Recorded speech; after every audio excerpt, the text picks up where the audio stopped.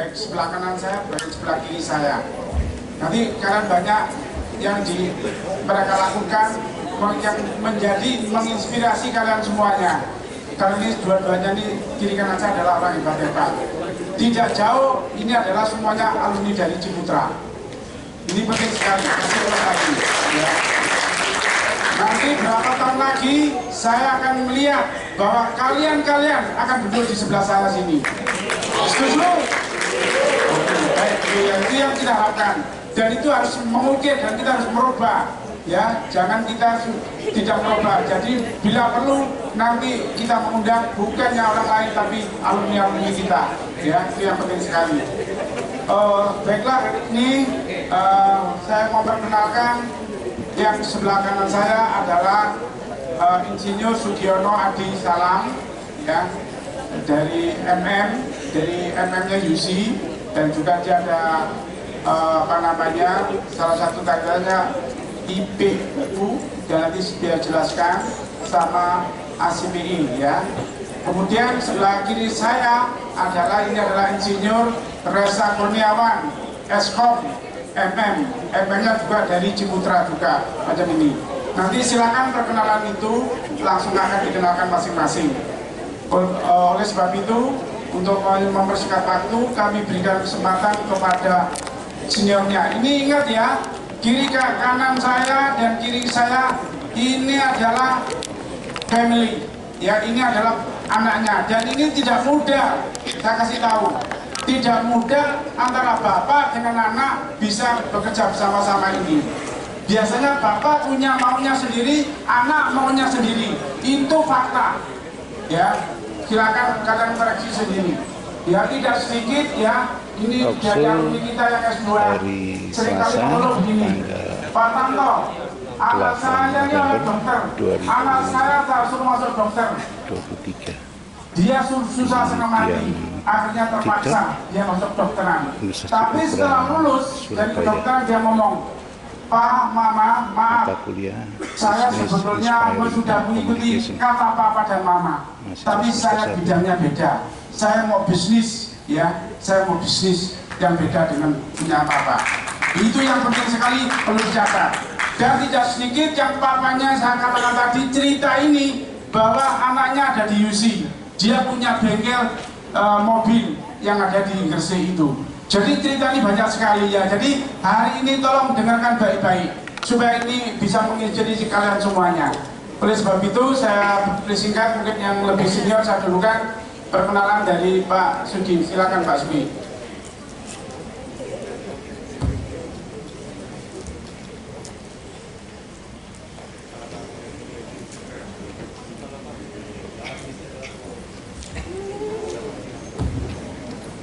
Terima kasih Pak Tanto selaku senior kami, pembimbing kami.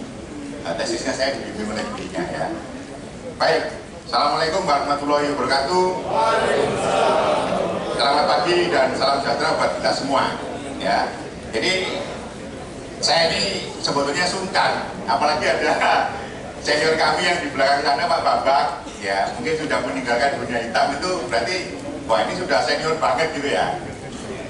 Cuman saya ingin ngetes kakak-kakak semua ini yang ada di sini. Saya tadi di lobi tanya ada yang dari Kalimantan Utara, ya dari Tanjung Selor. Wow, Kalimantan yang melip sana. Kadang-kadang HP sinyalnya susah. Terus kemudian ada yang dari Mataram dan sebagainya. Supaya insight-nya masuk, ya saya ingin tes otak, hati, dan pikiran itu apakah ada di sini kalian ini. Saya coba tes ya. Ya, boleh? Boleh? Sederhana tesnya. Tadi kalau misalnya tadi ada ice breaking, tadi nanya apa 5, 6, 7 tadi ini nggak ada. Supaya semangat. Nanti kalau saya bilang selamat pagi, dijawab selamat pagi, pagi, luar biasa, gitu ya? Bisa? Coba tes ya. Selamat pagi. Luar biasa. Nah, oh Pak. Ya, lagi biar ini apa cukin ya, cukin. Selamat pagi, pagi, luar biasa. Terima kasih ya. Tadi didengarkan oleh Pak Tanto, saya alumni MMUC jurusan family bisnis batch 8. Ini saya bareng dengan anak saya ini satu kelas, tapi dia jurusannya corporate entrepreneur, sama-sama 8. Di depan itu ada batch 9, temannya Bu Listia, dia batch 9. Ya, ini anaknya kakak saya. Yang lainnya ini dari ITS maupun UNER yang masuk di grup family business. Jadi kali ini, pagi ini, kami tidak istilahnya mengajar atau menyampaikan sesuatu yang luar biasa sebagaimana yang pembicara-pembicara sebelumnya, karena kita ini praktisi, jadi agak susah kalau menyampaikan materi, ya agak susah. Tapi akan kita coba apa sih yang diperlukan oleh teman-teman selaku mungkin ada yang startup, ada yang sudah skill up, rata-rata ada yang di family business maupun yang baru memulai bisnis, ya. Sekilas, jadi Mas Reza ini basicnya adalah teknik informatika ITS, ya. Terus kemudian magister manajemennya di sini, kemudian insinyur profesi di Hasanuddin Makassar. Beliaunya adalah pernah bekerja di BRI Pusat, ya. Nggak tahu itu apa anunya di BRI Pusat, ya. Kalau saya pribadi,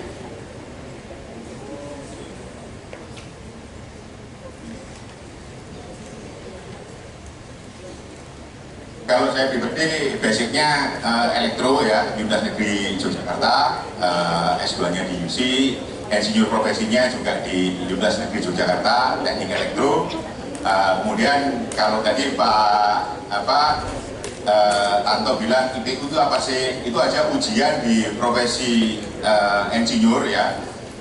Satuan Insinyur Indonesia itu insinyur profesor utama. Jadi ada tingkatnya insinyur profesor Pratama, insinyur profesor madya, insinyur profesor utama. Jadi alhamdulillah saya sudah istilahnya dengan pengalaman yang ada, dengan materi ujian yang ada, itu menjadi istilahnya insinyur yang paripurna, tapi di bidang kelistrikan dan khususnya electrical dan lighting. Kemudian ACPI itu apa? Saya ada tergabung dengan sertifikat juga ujian di ASEAN Engineer, ya. Jadi ASEAN Engineer profesional. Jadi ASEAN ini ada sama seperti PI, ada ujiannya, kita masuk di ASEAN Professional Engineer. Jadi sekali lagi kawan-kawan, nanti semangat, banyak tanya, kita senang ditanya daripada kita menyampaikan, karena betul-betul kita akan menyampaikan jadi bisnis dari nol sampai akhir itu kayak apa, perjalanannya kayak apa dan sebagainya, sehingga apa yang disampaikan oleh Pak Tanto tadi nanti ke depan teman-teman harus bisa menawarkan satu inovasi, menghasilkan satu produk, bahkan nanti bisa menjadi pembicara regenerasi dari kami-kami yang sudah tua ini, ya. Jadi ini ada 2 sesi, karena saya merasa sudah agak senior, ya, bahasa halusnya itu tua gitu, ya. Mungkin yang pertama nanti kesempatannya adalah Mas Reza, yang ya creationnya anak-anak muda itu apa sih ini. Baru nanti setelah itu sesi kedua saya akan menggambarkan family business best practice-nya itu kayak apa, dan inovasi apa yang memang diperlukan untuk kita berbisnis, ya. Mungkin itu Pak Tanto, barangkali Mas Reza nanti yang akan menyampaikan materinya dulu, itu atau langsung, ya, gimana?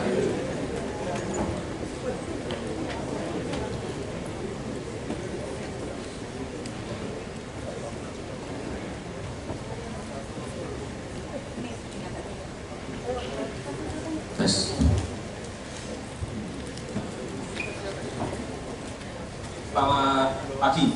Assalamualaikum warahmatullahi wabarakatuh. Terima kasih sebelumnya Pak Tanto, Pak Bambang beserta para sivitas UC, dosen-dosen pengajar, para mahasiswa IBM RC di Universitas Ciputra, lumayan banyak. Saya kaget tadi Pak, 450 Pak, ya? 450 orang. Ini baru pertama ini saya lihat ruangan ini penuh oleh mahasiswa. Seperti tadi sudah dijelaskan oleh Pak Gi, Pak Sugiono ini adalah mertua saya menantunya. Beliau seperti tadi di slide sebelumnya, beliau adalah seorang entrepreneur, seorang founder. Beliau meng-create lebih dari 14 perusahaan yang pernah beliau create, dan itu semua menjadi entitas family business. Ada beberapa yang entitas family yang di-create oleh person yang juga dimentori oleh beliau. Jadi itu backgroundnya Pak Gi. Dan saya adalah salah satu orang yang bersyukur pernah dimentori oleh beliau. Sebelumnya saya kuliah di S1 Teknik Informatika. Saya pernah bekerja di BNI sebelum 2014-15. Saya resign, saya join dengan perusahaan beliau sampai sekarang. Kalau tadi mungkin di pengumuman saya diperkenalkan sebagai direktur sebuah perusahaan PT Sarana Karya Solusindo. Nah, itu bergerak di bidang manufaktur. Jadi saya ini produsen. Saya menciptakan sebuah produk lampu dengan merek Bandel.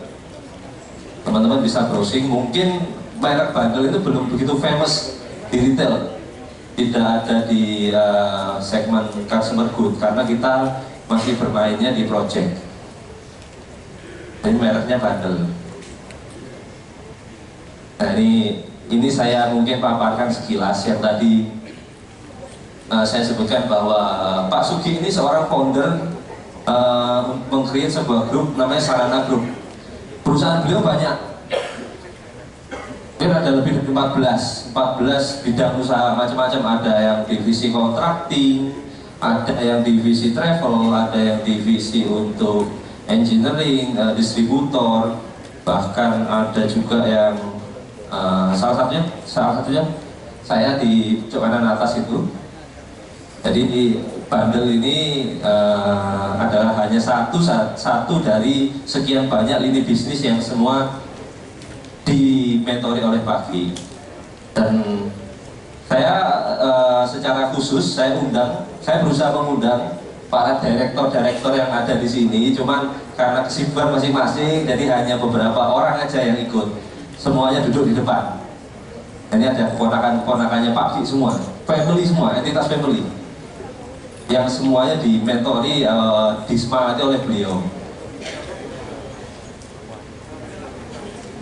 Ya, mungkin itu sekilas background kami. Dan dari Bandel sendiri, dari perusahaan yang saya besarkan mulai dari 2017 itu, saya gabung tahun 2014 akhir, saya bilang 2015 lah. 2015 waktu itu belum ada sama sekali, belum ada planning untuk membuat sebuah industri lampu ya, cuman pada waktu itu motivasinya adalah ada sebuah problematika di internal perusahaan, sebuah masalah yang ya karena saya backgroundnya adalah dulu pernah bekerja di salah satu perusahaan BUMN terbesar di Indonesia ya. Saya resign, saya masuk. Ini kok ada banyak lah benang ruwet yang harus ada solusi inovasi baru yang bisa mengangkat perusahaan ini ke arah yang lebih besar. Dari 2015 saya belajar sampai 2016-17 2 tahun. Nah 2017-18 itu saya ingat pertama kali ada sebuah peluang, saya bilang ya peluang gimana saya bisa membuat itu menjadi besar.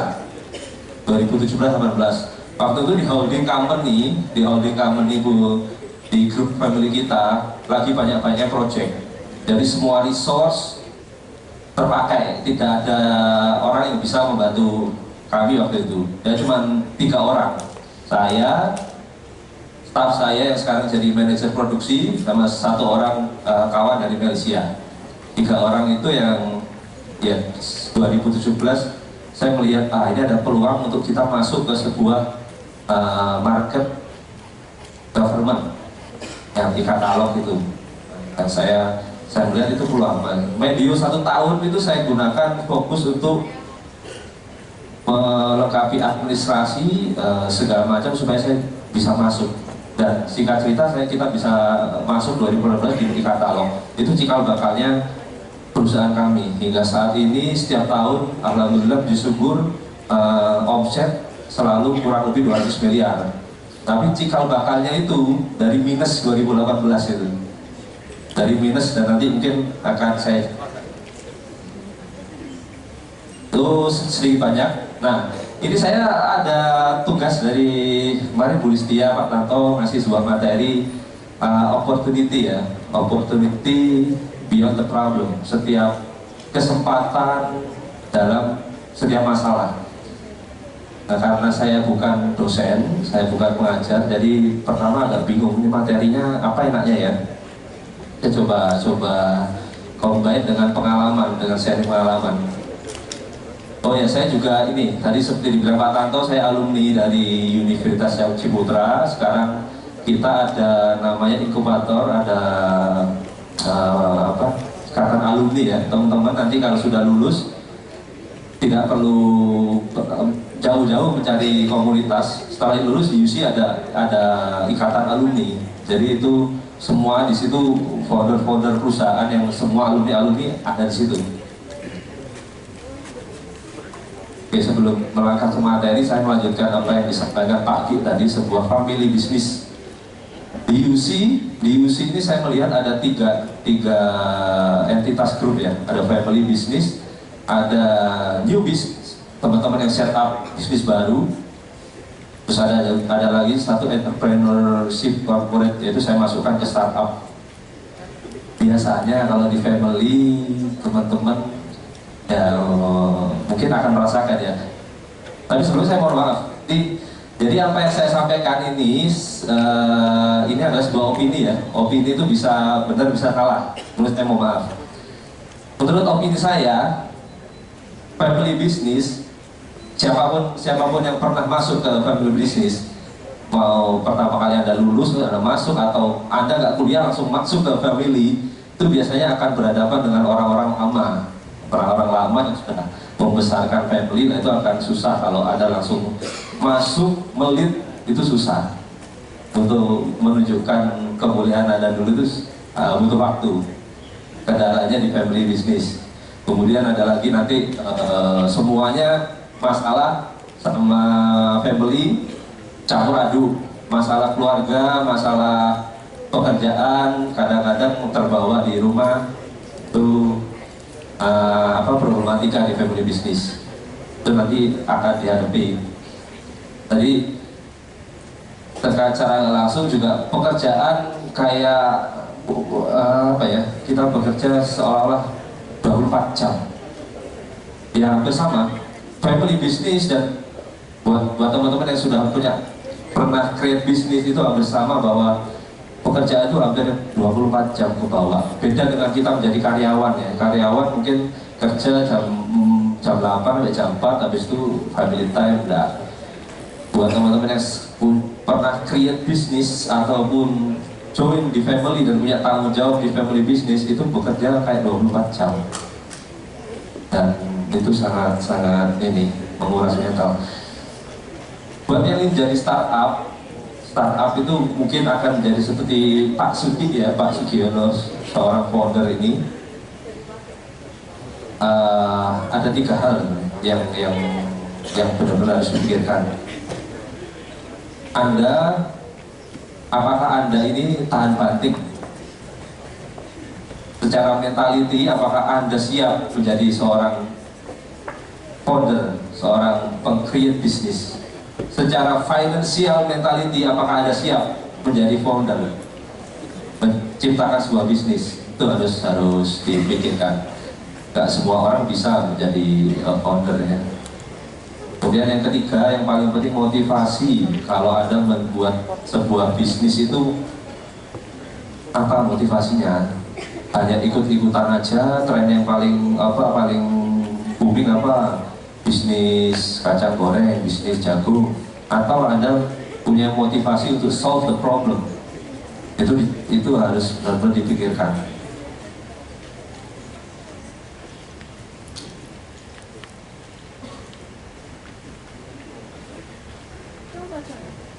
Next.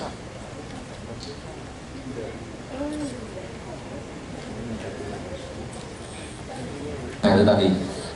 Menurut opini saya, sekali lagi ya, buat teman-teman yang masih mahasiswa baru, masih semester awal, selama kurang lebih 3-4 tahun Pak kuliah ya, harus mencari jati diri Anda sebagai apa nanti.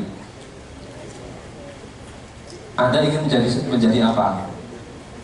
I am a founder. Anda ingin menciptakan sesuatu, Anda mau meng-create sesuatu.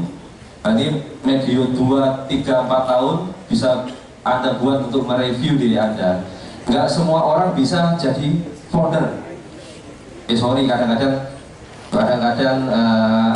saya agak bertentangan dengan motivator yang bilang semua orang bisa dan harus jadi founder. Nah, semua orang tidak harus jadi founder dan tidak semua orang bisa jadi founder.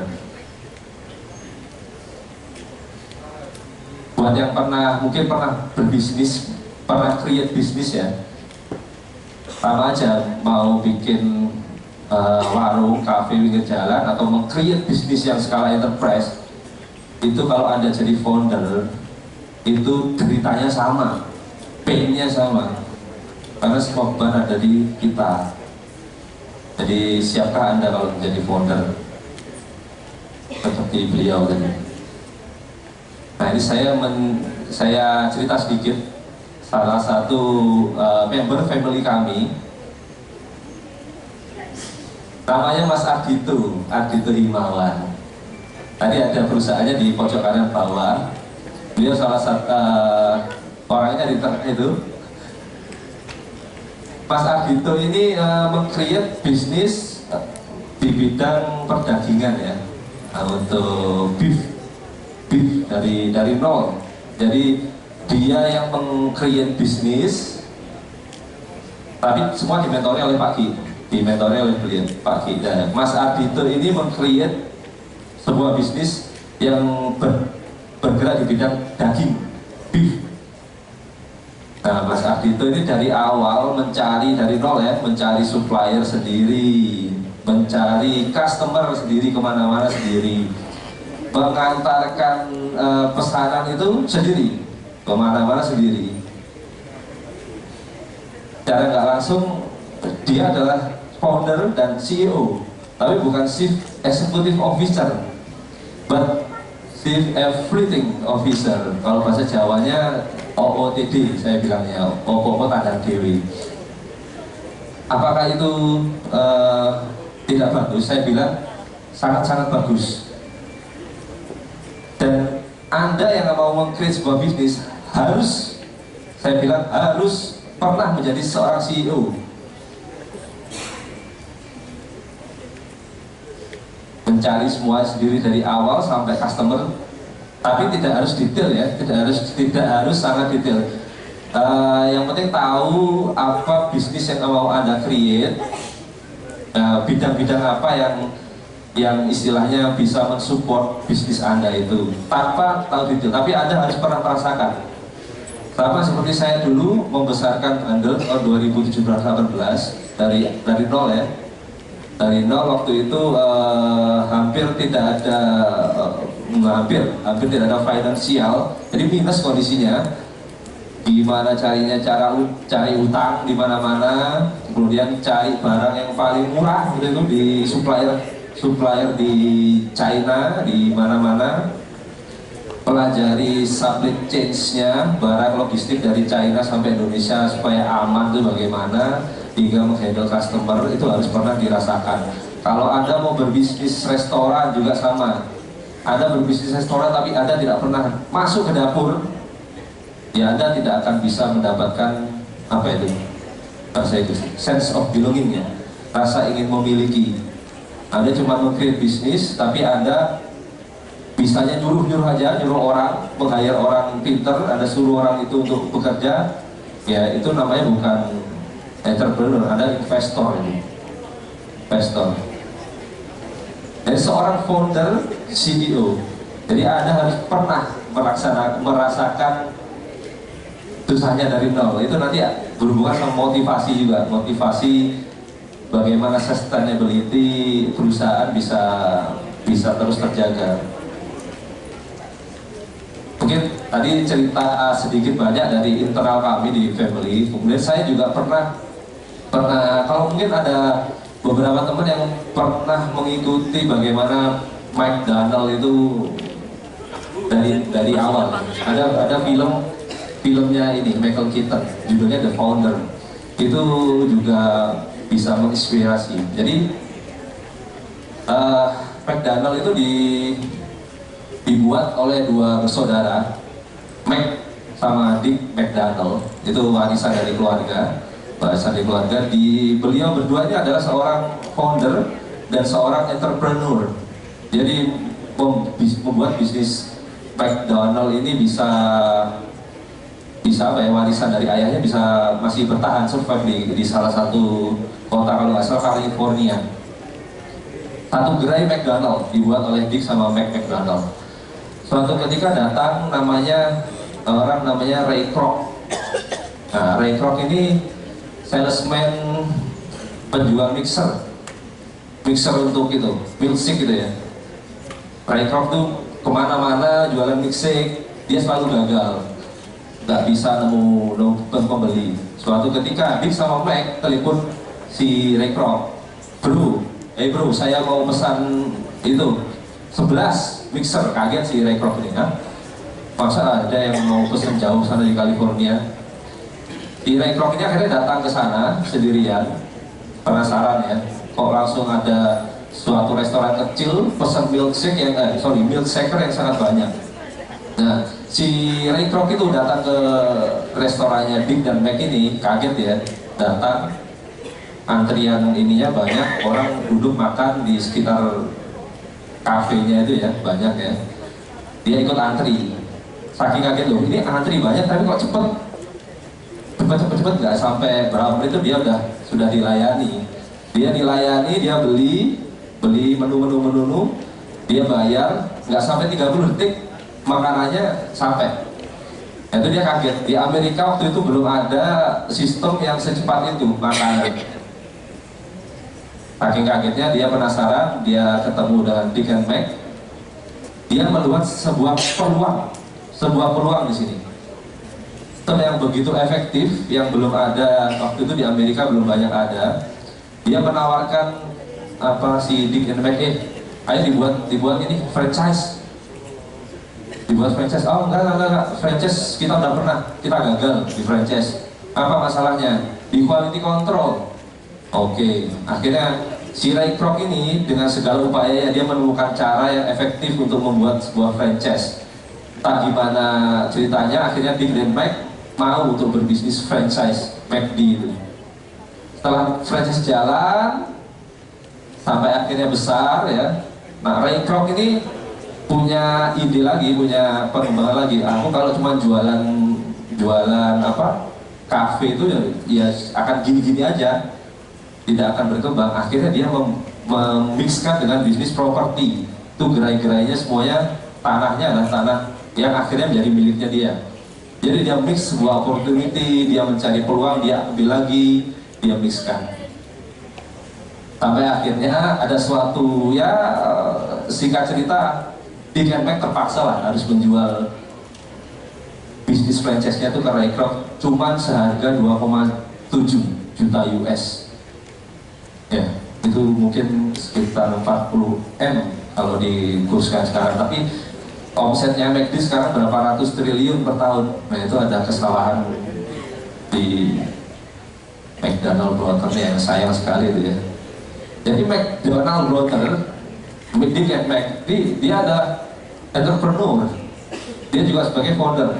Tapi Ray Kroc itu adalah seorang entrepreneur yang lebih cerdas, entrepreneur yang lebih mempunyai empati ke masyarakat, ke user. Dia tahu bagaimana menjahit peluang demi peluang menjadi sebuah bisnis yang bisa membuat semakin berkembang di McD sampai sekarang. Kalau satu contoh. Jadi sebenarnya intinya adalah ya boleh, teman-teman boleh meng-create bisnis yang sedang booming, apa bisnis kafe atau apa, bebas. Tapi menurut opini saya yang paling bisa besar ya, bisa membuat bisnis besar itu kalau Anda memecahkan sebuah masalah yang besar. Jadi masalah paling besar, paling rumit, paling susah itu adalah opportunity yang paling besar. Jadi biasanya kalau lihat kanan kiri Anda, teman-teman Anda, orang yang kalau ya bawaannya gelisah, aduh ini apa sih, saya nggak betah ini karena mungkin kekurang murahan, kekurang efektifan sebuah sistem, atau mungkin kok gini ya. Itu mungkin teman-teman Anda itu akan nantinya akan menjadi seorang founder yang memang mencari sebuah masalah untuk di solving. Carilah masalah yang paling besar yang bisa Anda solving. Itu akan membuat bisnis Anda bisa besar. Harusnya. Kalau saya melihat beberapa entrepreneur sukses yang ada di Indonesia khususnya, itu berawal dari memang dia memecahkan masalah yang ada. Jadi bukan bisnis yang ikut-ikutan tren, tapi dia benar-benar cari suatu masalah, gimana caranya itu bisa dia solving. Dia bisa solving dengan menciptakan sebuah bisnis. Carilah masalah yang besar. Sebesar mana perusahaan Anda bisa berkembang, sebesar masalah yang Anda pecahkan. Itu. Nah ini tadi, kalau kita coba lihat unicorn yang ada di Indonesia, yang perusahaan yang valuasinya mencapai $1 miliar, 15 triliun, itu didirikan bukan karena dia ingin menjadi perusahaan besar, tapi karena dia ingin memecahkan suatu masalah. Kalau mungkin masih ingat tahun 2016-17 ya, ada, nggak sebut merek ya Pak Tanda ya, ada Gojek, Tokopedia, Traveloka, Tiket.com. Itu perusahaan yang didirikan karena ada sebuah masalah yang ingin dipecahkan. Itu sekarang menjadi unicorn di Indonesia. Dan eranya industri anak muda seperti kakak-kakak, adik-adik semua di sini, itu trennya memang mencari masalah untuk diselesaikan. Pelan-pelan nanti ya venturer itu, perusahaan venturer untuk investor semua melihat bagaimana apa yang akan Anda pecahkan itu yang dilirik. Dan sekarang sudah ini semua sudah, jadi hampir semua perusahaan di sini ada perusahaan problem solving, valuasinya semua di atas 15 triliun dan semuanya lokal, orang-orang Indonesia.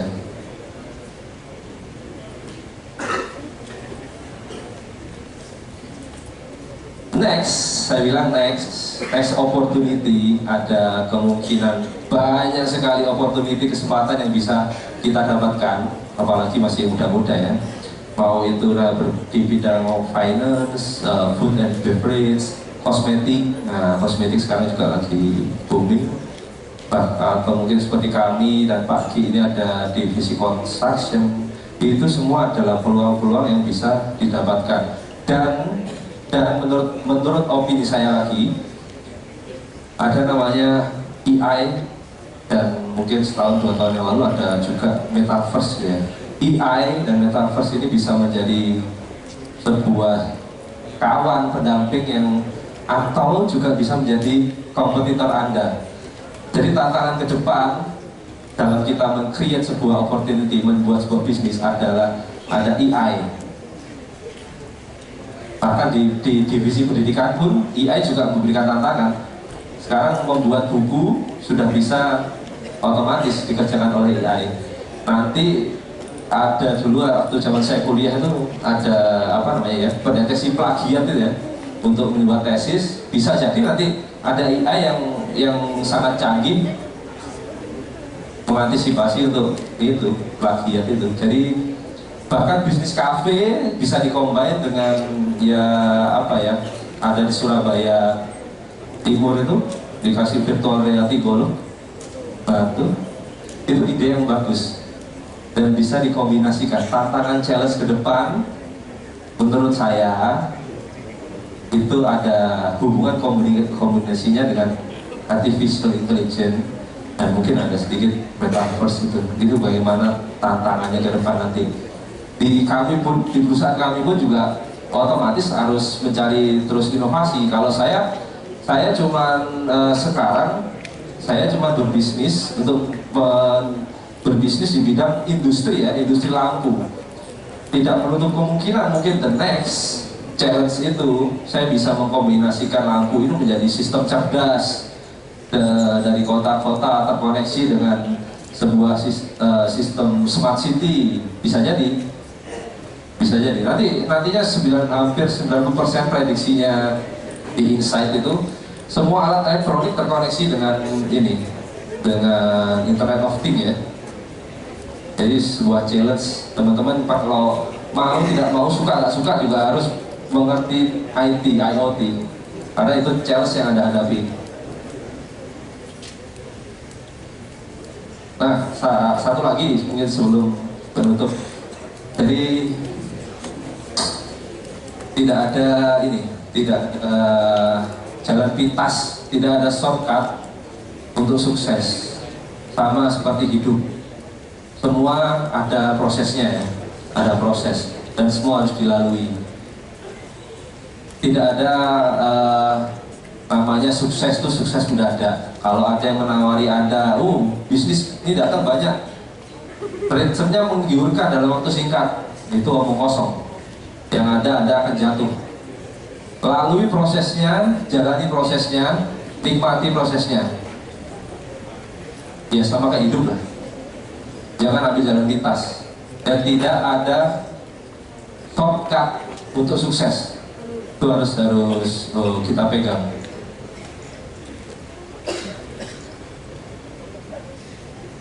Nah ini, jadi di saya di bandel, di lampu ini mungkin tidak banyak dikenal oleh retail, tapi proyek-proyek yang kami kerjakan sudah seluruh Indonesia. Jadi ada Surabaya itu 80% lampu penerangan jalannya pakai bandel. Kalau teman-teman lihat lampu PJU di Surabaya, itu bandel semua itu.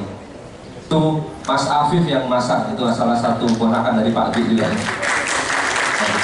Surabaya, terus ada ya stadion. Nanti sudah ada 3 stadion pakai lampunya kita, proyek-proyek solar cell, lampu jembatan, semua karya Indonesia, karya anak bangsa. Kita juga teman-teman lokal semua. Ini salah satu banyak karya-karya kami di Indonesia, bisa di browsing di Google, di YouTube. Nah, seperti kata Pak Tanda tadi, mungkin sebelum ditutup, jadi sekarang saya sama Pak Ki mungkin di depan kita menceritakan inspiring pengalaman kami. Mungkin the next 2-3 tahun, 4 tahun datang, giliran Anda semua satu persatu nanti di depan saya duduk di situ mendengarkan success story Anda. Itu harus ada dua ya di hidup ya. Ada takdir sama ada nasib ya. Anda tidak bisa mengubah takdir, tapi Anda bisa mengubah nasib Anda. Kita nggak bisa milih dilahirkan oleh seorang Chairul Tanjung, seorang Ciputra, seorang Sandiaga Uno ya. Tapi kita bisa menjadi the next Sandiaga Uno, bisa menjadi the next Erick Thohir. Semua ada di tangan Anda. Jadi selamat berjuang. Salam entrepreneur ya.